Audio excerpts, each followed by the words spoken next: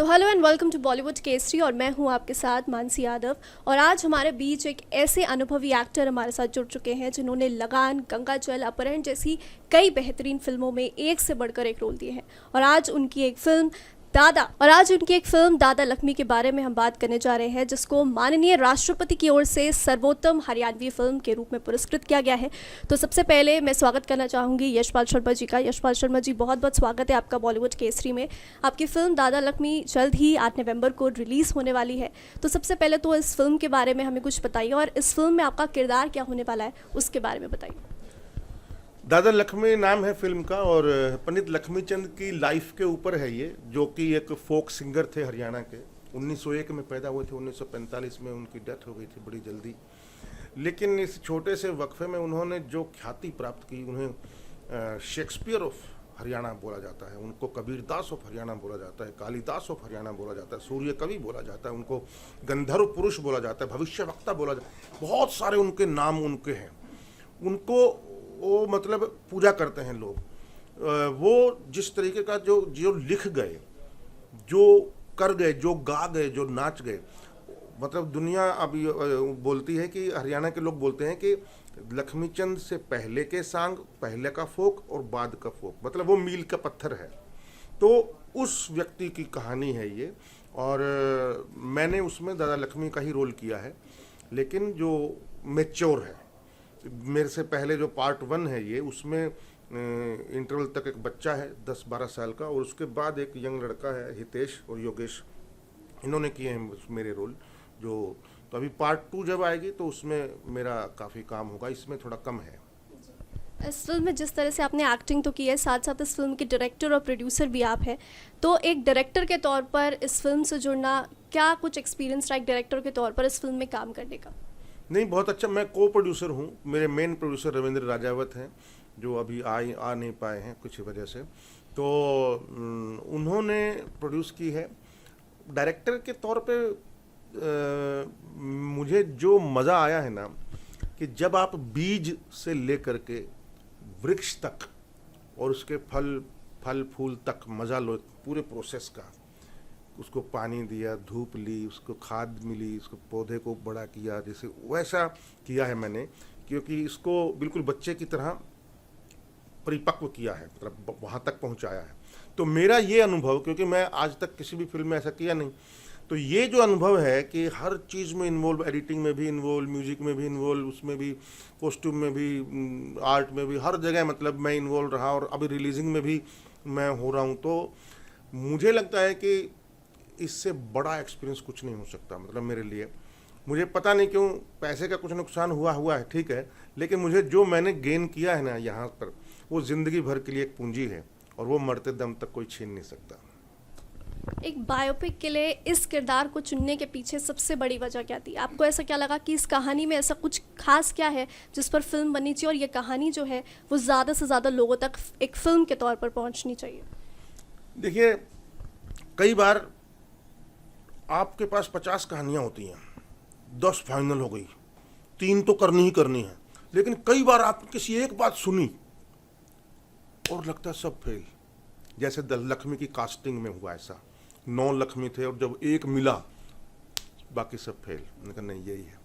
तो उसी तरीके से जब मैं राजू मान जी से मिला, ये उन्होंने लिखी है फिल्म, तो जब इनसे मिला तो इन्होंने बताया, मैंने कहा मैंने एक सांगी की नट सम्राट फिल्म देखने के बाद मैं कहा एक सांगी के ऊपर जो नट सम्राट में जो नाना पाटेकर की कहानी है, उसको बेस बना के, हरियाणा को बेस बना के उसको करते हैं।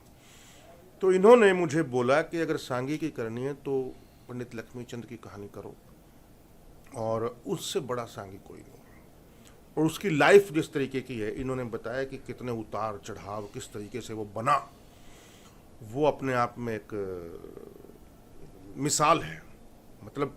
और वो करके लगा भी मुझे कि वाकई में, इसीलिए मैंने उस कहानी को चुना। अदरवाइज पता नहीं मैं क्या करता, मुझे नहीं मालूम।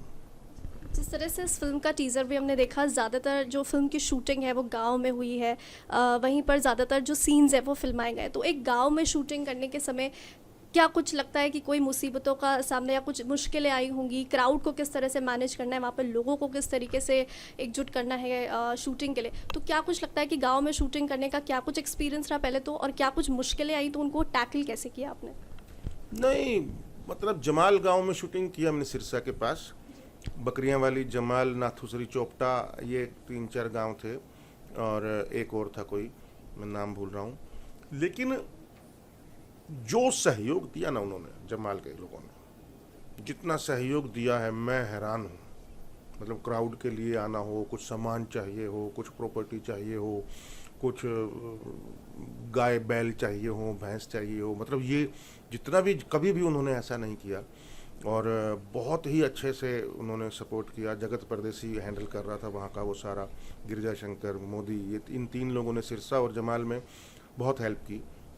और गांव वालों को मैंने एक्सप्लॉइट नहीं किया कि भाई उनको अब यूज़ कर लो, फटाफट दिखा दो भीड़ में।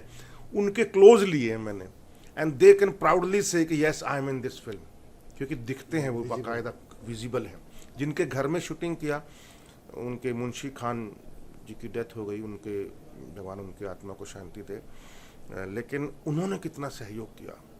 रोज़ शाम को वो लेडी, मतलब दूध का एक गिलास मेरे लिए बोलती, नहीं दूध पी के जाइए भाई, और कभी बाजरे की रोटी, कभी लस्सी, कभी चटनी, पता नहीं क्या क्या। बड़ा मज़ा आया, बहुत इन्जॉय किया मैंने। मतलब 5 स्टार में क्या आनंद होगा जो मैंने उस गांव में आनंद लिया है, बहुत मज़ा आया। जिस तरह से इस फिल्म को बनने में एक लंबा वक्त लग गया, 5 से 6 साल लग गए इस फिल्म को बनने में, तो क्या बीच में ऐसी कुछ दिक्कतें आई, या क्या कुछ ऐसा कारण रहा कि इस फिल्म को पूरा बनते बनते, पूरा कंप्लीट होते होते 5 से 6 साल लग गए? कोरोना से बड़ी क्या दिक्कत होगी। तो सबसे बड़ी दिक्कत तो कोरोना ही थी। बाकी दिक्कतें तो हमने कर ली थी, झेल ली, कोई बात नहीं, वो तो ओवरकम करना ही था। लेकिन कोरोना ने बहुत नुकसान किया, बहुत टाइम वेस्ट करवाया, लॉकडाउन ने खासकर, क्योंकि आप ना बाहर निकल सकते, ना कुछ कर सकते, ना एडिटर के साथ बैठ सकते कुछ। तो वो जो पीरियड था उसमें हम थोड़े से मजबूर हो गए थे कि चलो कोई बात नहीं। लेकिन उसी में ही बहुत अच्छे अच्छे क्रिएटिव काम हुए दिमाग से, फिल्म को लेकर के ही, कि मतलब पूरा जो रशेज थे वो देखना, फिर कौन से शॉट रखने चाहिए, कौन से नहीं, एडिटर को सजेस्ट करना, उस तरीके से काफ़ी काम हो गया था मेरा। बड़ा दिमाग में पहले से सेट हो गया था कि ये क्या बनने जा रहा है, बस। जब एक बायोपिक फिल्म बनती है तो उस किरदार के बारे में पूरी तरह से रिसर्च जो है करनी पड़ती है, उस किरदार को समझने में काफ़ी वक्त लगता है। किरदार को आपने पूरा समझा, उनके बारे में रिसर्च की, पढ़ा, वो कैसा उनका पर्सनालिटी थी, क्या व्यक्तित्व था, उनकी क्या आदतें थी। तो अगर उसको पढ़ने समझने के बाद ऐसी कोई एक खूबी उनकी लगी हो, कोई ऐसी बात जो शायद अपनी आप लाइफ में उसको अपनाना चाहे, इस तरीके से। कमाल की बात ये है कि उनकी ना कोई फ़ोटो नहीं है। वो फ़ोटो नहीं खिंचाते थे क्योंकि वो बोलते थे कि बजरंग बली के और शिव जी के फोटो पैरों के नीचे रुल रहे हैं, मैं नहीं खिंचवाता। उसने मना कर दिया था अंग्रेज़ को, बोला नहीं खिंचवानी। तो उस टाइप के आदमी थे वो। तो और उनके बारे में बहुत कुछ लिखा भी नहीं हुआ। ज़्यादातर बूढ़े लोगों से सुना जाता है, किंवदंतियाँ हैं कि ऐसे थे, ये कद था, ये था, वो था, उस तरीके से बोला जाता है। तो वो मेरे दिमाग में था। लेकिन सबसे बड़ी बात जो थी दिमाग में कि उसका घर से भाग जाना बार बार। तो मेरी इंटरवल तक जो कहानी है उसी के ऊपर है। वो कॉमेडी भी है और बड़ा माँ बेटे का और उनका रिलेशन कमाल का है, पिताजी का, पूरे परिवार का। तो फर्स्ट पार्ट अभी जैसे 8 नवंबर को रिलीज़ हो रहा है, सेकंड पार्ट के बारे में भी आपने जिक्र किया है कि वो आने वाला है, तो उसके बारे में कुछ जानकारी देंगे कि वो कब तक आएगा या कितना इंतज़ार करना पड़ सकता है ऑडियंस को? बस राजू मान जी के साथ बैठना है और उसको कंप्लीट करना है। वैसे लिखा हुआ है हमारे पास पूरा ड्राफ्ट, लेकिन थोड़ा सा क्योंकि पार्ट 1 इतना स्ट्रॉन्ग बन गया है ना, तो पार्ट 2 और स्ट्रॉन्ग कैसे बने, बस उस पर काम करना है हमको, ताकि ऐसा ना लगे कि पार्ट 2 जैसे मुन्ना भाई हमें भी उसका पार्ट 2 ज़्यादा स्ट्रॉन्ग था, तो उस तरीके से लगना चाहिए। क्योंकि असली दादा लक्ष्मी, असली जो रागनी, असली जो सांग वो अब आएंगे। पहले तो हम दादा लक्ष्मी के सांग नहीं दिखा सकते थे क्योंकि बच्चा था, अभी तो उसने बेड़ा नहीं बांधा था, तो सोहनलाल का बेड़ा था। तो अभी देख, मान सिंह जी का आश्रम था, ये 2 मेन जगह थी जहाँ उसने काम किया। तो अब जा कर के कहीं उसके असली सांग कौन से थे, क्या थे, वो अब आएगा। ब्रह्म ज्ञान के बाद, ब्रह्म ज्ञान जी, तो जाते जाते हमारी ऑडियंस को एक लास्ट मैसेज अगर आप देना चाहेंगे तो क्या होगा? मैं तो यही मैसेज देना चाहूँगा सबको कि आप सिनेमा हॉल में फिल्म देखने की आदत डालें और स्टार के उस स्टार की फिल्म आएगी तभी देखेंगे, ये वाली आदत मत डालिए, क्योंकि आजकल सारे स्टार फेल हो जाते हैं अगर कंटेंट अच्छा हो तो आप देखिए कंटेंट।